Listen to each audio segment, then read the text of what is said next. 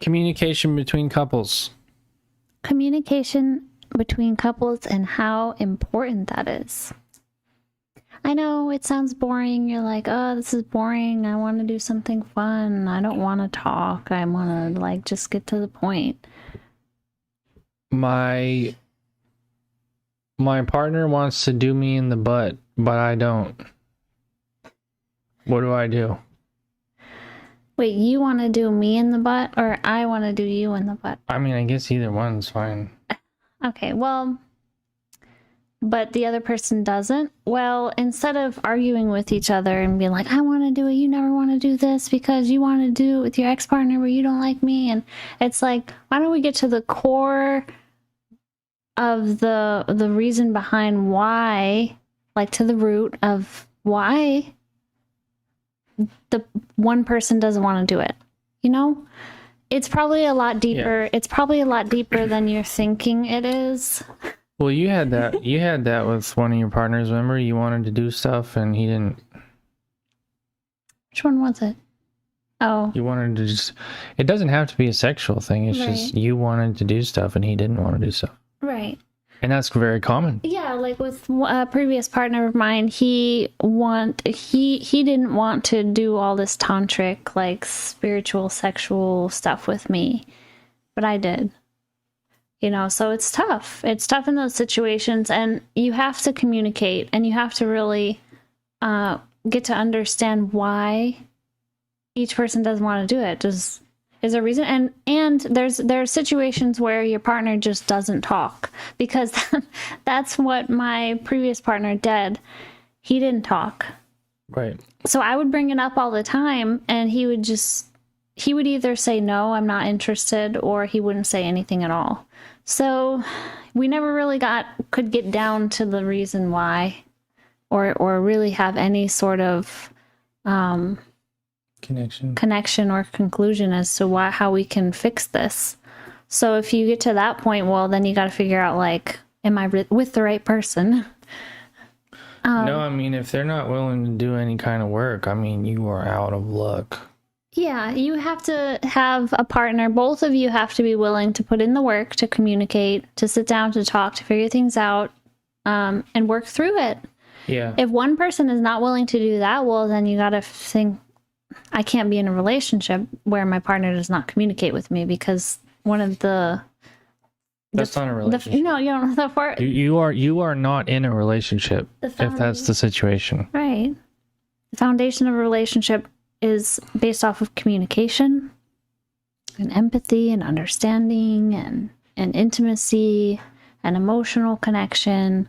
So if one of those things are missing, the relationship is not a relationship. Nope. And you got to figure out what you need to do next. But, you know, if you are with a partner that is willing to sit down and talk with you, and don't just say that. Don't just be like, oh, I tried talking to my partner. He or she doesn't want to talk. It's like, did you really try talking to them? Or did you just kind of skim the surface of it? Right. We're like, oh, I want to do this. And then you wait for them to respond. They don't say anything. It's like, no, it's like, do you want to do this, sir, or partner, man, woman? Do you want to do this? Or how do you feel about this? Like, you have to ask them the question instead of saying, I want to do this, like, you know, and then kind of just let them avoid the question, right? You have to ask very directly a question to your partner. So what would you say something that they could do is, like, in order to open up a safe space of communication, what would you say people in relationships should do in order to, like, how about you as a man? What makes you feel safe to open up and communicate? Okay, I would say to the first part, you're gonna have to feel some things. That's really what it is, and it has to go deeper than anger, because anger is a very surface emotion. If you're pissed, you're really hurt. That's what it is, and you're starving of something, and you need to show your partner that. The anger is not going to get... Now, I learned this the hard way too. I used to show a lot of anger, And I thought that was going to get me somewhere, and it just got me broke up. That's what it got me. It ruins the relationship. So the biggest tip is like, don't run from it and try to avoid it. You're going to end up broke up. And also don't be mad. Don't be like, you know, just venting your anger, because that's not it either. You gotta really, it's like you gotta try to get down into the, and I try to get down into like the deeper, what's the pain, what's the hurt, what's the deep desire that's like really important to me, you know, because when you show your partner like who you are and your deep desires and stuff, I mean, I think there'd be just a much different response from them. They're either going to be like, if they love you, they should say, I want you to have that, because you clearly want that. But that may not necessarily mean they're going to give it to you, because they don't want that. So there's an incompatibility there, and that's a reality in relationships. Right. You're not going to be compatible in every single area of your relationship all the time. That's just humanly impossible. It's just not going to happen. Yeah. So there has to be, like you said, some compromises that need to be made. And not to just end the relationship just because you have one thing you guys don't agree on. Oh my God, it's the end of the relationship. Right. Evolutionary love. This is for Evolutionary Love Academy, right? I think it is, right? Okay. Evolutionary love does not do that. They don't. Evolutionary love and evolutionary partners don't just say, oh, this doesn't work, we have to break up. That's not an evolutionary partnership. An evolutionary partnership makes things work. They figure it out. They get down and dirty and like get under there. And they're like, we're going to figure this out. We're not going to just break up. That is for babies. Right. No, you're going to figure it out. You know, even if it means you go to extreme lengths, you know. So, you know, if it's a sexual desire and one of your partner's not feeling it and they're just like, honey, I want you to have that, but I don't want to give it to you. There's a few routes that you can take. You know, I would actually recommend all of them, to be honest, if you guys really want to be ninja. You know, because here's what's going to happen. I'm going to just spoil it. Let's take the anal example, because that one's fun. Let's say the guy wants to do anal and girl don't want to do anal. Here's an example of how that can go. So say she's done a lot of work on herself. She's released the shame about it. She's not angry about it. She really understands this is a genuine thing that he wants to experience. Honey, I want you to have that, and I just don't want to do it. I'm sorry.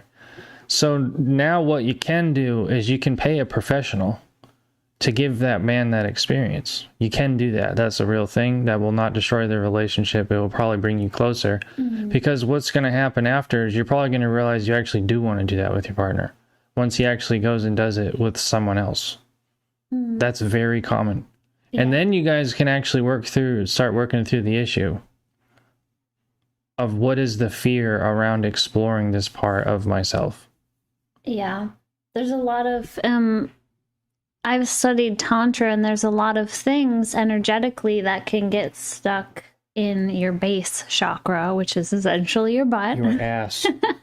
And we store a lot of anger, we store a lot of emotions, we store a lot of memories, past experiences in our butt. So a lot of the times, you know, our butt closes down, just like when someone says, oh, you got a tight ass, you know, like you're uptight, there's something there you're not open to, or you're afraid of. Yeah. Well, yeah, there's a lot of, just in that particular example, there's a lot of neuromuscular tension that gets stored in your ass. Like literally, when you get scared, your butt, I'm not trying to sell you guys on anal sex, by the way. We're just using this as an example. Yeah. When you get scared, your sphincter closes up and it gets tight. Your whole pelvic floor actually contracts. and it will stay that way. That's called CPTSD, complex post-traumatic stress disorder. It's complex stress that's built up over time. Yeah. And through prostate massage and through anal sex, you can actually release the tension in those muscles. Yeah. That's a real thing that happens. So what I'm saying is, like, the partner who's a no, the reality probably is you got so much shit up there that you have just created a belief. The partner has created a belief that anal sex doesn't feel good. It's wrong. But it's what the actual truth is that it doesn't feel good for that person because there's a monster in their butt. Right. And it probably goes both ways. There's a lot of men out there that don't want to have anything up their ass either. So Yep.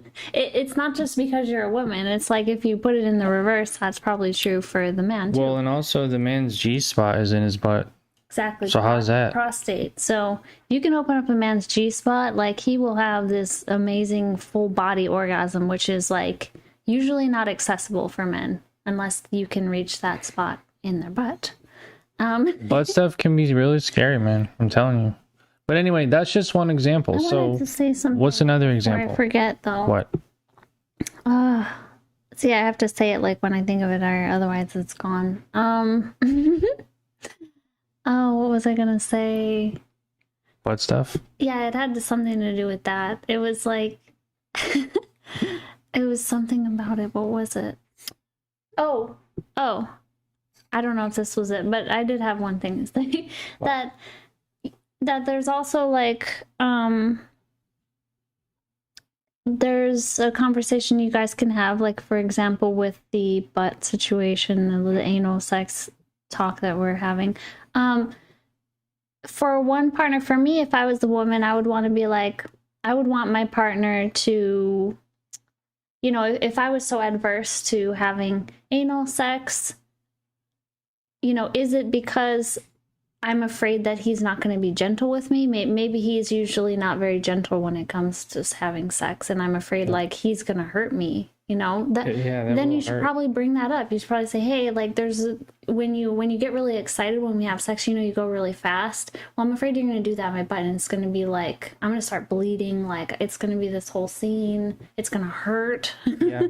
It's not going to be fun. So you also have to, ladies, like, and men, you know, sometimes you have to be the teacher for your partner. You have to be like, okay, like, this is how I like it. Slow down. Like, keep kind of coaching them through that. And I know it's like, oh, I don't want to do that. But how else are they going to learn, really? Yeah. Unless you, their partner that loves them, shows them how you like to be touched. Well, that's why it's work. Being in a relationship is work, man. Yeah. You know, that's why, you know, it's not common for people to stick around for too long, because it's a job. Yeah, it's a job. It's a job. It is. And then a lot of people get sick of the job and they quit. They're like, I'm leaving. But then what happens is they go and then they get into another job relationship, and they think it's easy at first because it's like lusty and fun at first usually. Yep. But then it ends up being the same thing that they had with their last partner. Yeah. They just bring everything that they were doing in their previous relationship, they just bring it right over to the new one. Same thing happens over again. Oh, you don't want to have sex? Okay, bye. Yeah, well, it's a job, but you're a job. That's my point. It's like, it's not the relationship's fault. It's like, it's, you know, it's us. We got work to do. Us souls here. Yeah. We got some work to do. So the general... We're on the farm. The general point here is, like, really take responsibility for the way that you feel, for the way that your body feels, the way that, you know, you're responding to things. Instead of just saying, it's your fault, you keep asking me to do X, Y, and Z, I don't want to do it. It's like, you know, let's take responsibility more for how we feel, what hurts us, what feels good, what doesn't feel good. Okay. That's like step one. And it's a hard step too. A lot of times that can be one of the hardest things to do, is to say, yes, I realize that I am having a fear come up around this. Mm-hmm. Mm. But when you do that, when you share that with your partner, you know what that does? It creates intimacy. That is emotional intimacy right there. Is when you are vulnerable, you share something that is scary for you to share with your partner, and they listen and they're like, oh wow, I didn't know that. And then you hug each other, and like that is being emotionally intimate. And then your partner says, I want to help you feel better about it. What can I do? Mm. Right? Mm. Okay. Mm. That's what I wanted to say. Yeah, and another thing I want to say too is like, you're like, our partner doesn't need to be everything. You know, that's another huge misconception too. Right. People got this attachment to your partner being literally a superhero, Yeah. just being all these things. Yeah. And man, sometimes it just comes down to like, they're just not some things. Mm. And you got to make some decisions. You know what I mean? So we're either going to sacrifice what we want. This is the incompatibility part. We're either going to sacrifice a part of ourselves, or we're going to seriously open our mind to solutions like threesomes, like having a girlfriend or a boyfriend, Right. and having some boundaries and some rules. Right. Signing a piece of paper, getting a contract written up. Yeah. Come on. Then it creates more balance, really, when you're able to find solutions to your incompatibilities in certain areas. It brings you and your partner closer together, because now you're not pressuring each other into being all of these things for each other that you can't do, that you just don't have the energy for, that you just don't want to do, whatever it is.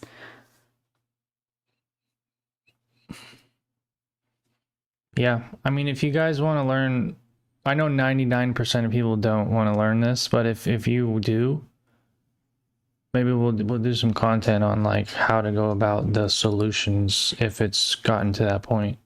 Yep. Because it might just be as simple as like this one person's got an issue with something, they just need some help getting through it. But it also might be like they're just a no. They're just a hard no. Yeah. They're just like, I'm not doing it. Nope. So what are we going to break up or what? Divorce? Who's going to take the kids? Like, if you're at that point, we got to come up with some solutions, guys. Yeah, I also want to note that it is hard. It definitely because, for example, for us, we started our relationship off with like really good communication. We had really strong intentions as to why we're together, why we want to. Like, it was just a wild, very different. It was clear. From what happens usually in relationships. Usually, like, people get into relationships, and I've done this so many times in the past, without any intention, not knowing why you're getting into this relationship or anything, no communication. So just because it's hot, right. it feels good. Yeah, you get the temporary feel good sensation, but then you lose touch with the long term. Is my relationship gonna last? It's hot, but it's not meaningful. We didn't really create any meaning. Oops, we left that part out. Which is like a bad recipe for long-term commitment. Yeah. It's just like having the wild first and then forgetting about what happens after that. Not actually talking about it, yeah.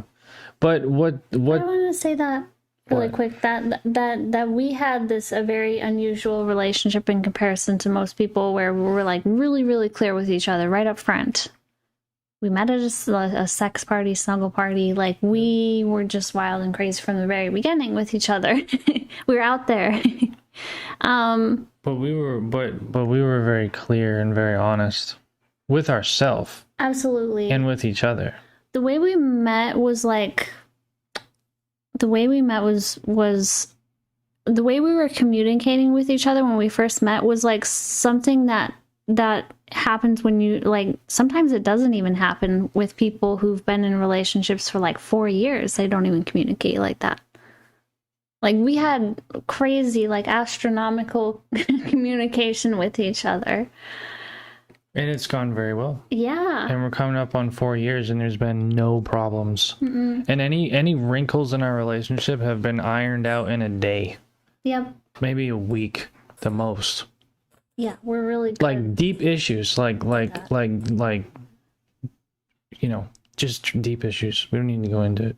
But like things that would be cataclysmic for most people. Yeah, things that would normally break people up and they would never want to talk to each other again. We've worked through those. That's why we like to help other people, because we know that what we have experience with is very valuable.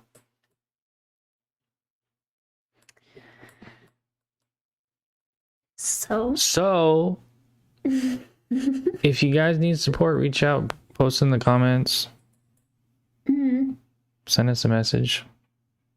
Yeah, we're going to keep making more content for you guys. And let us know like what would be useful for you, because we're going to be making content. We're going to be making online courses.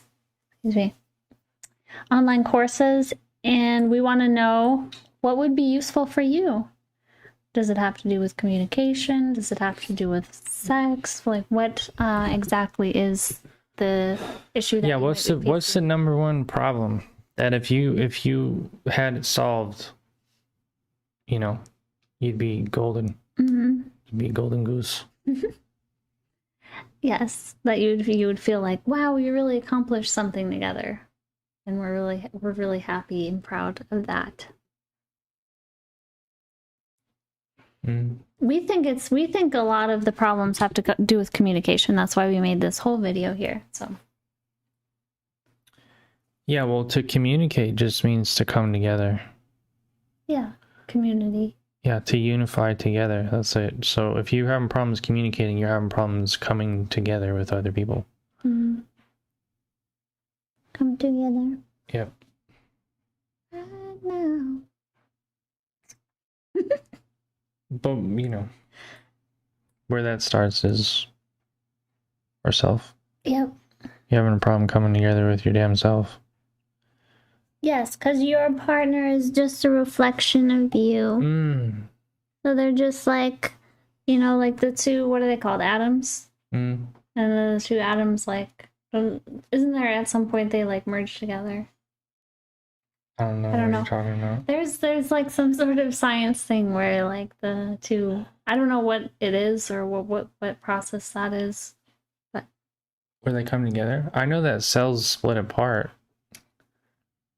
Maybe that's what together? I meant. I don't know. The sperm and the egg comes together. Yeah, that's kind of okay. I think I know what you're talking about. Yeah, you start as one and then you split up, but then you're still. Well, that would be like reverse osmosis. Because osmosis, maybe it is osmosis.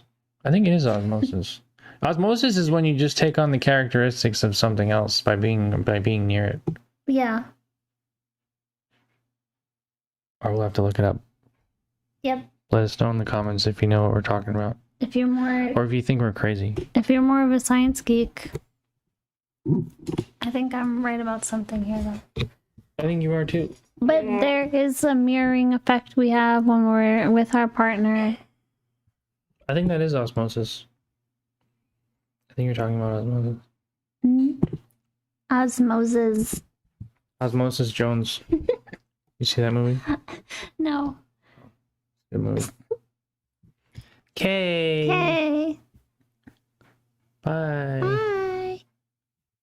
Love you. Love you.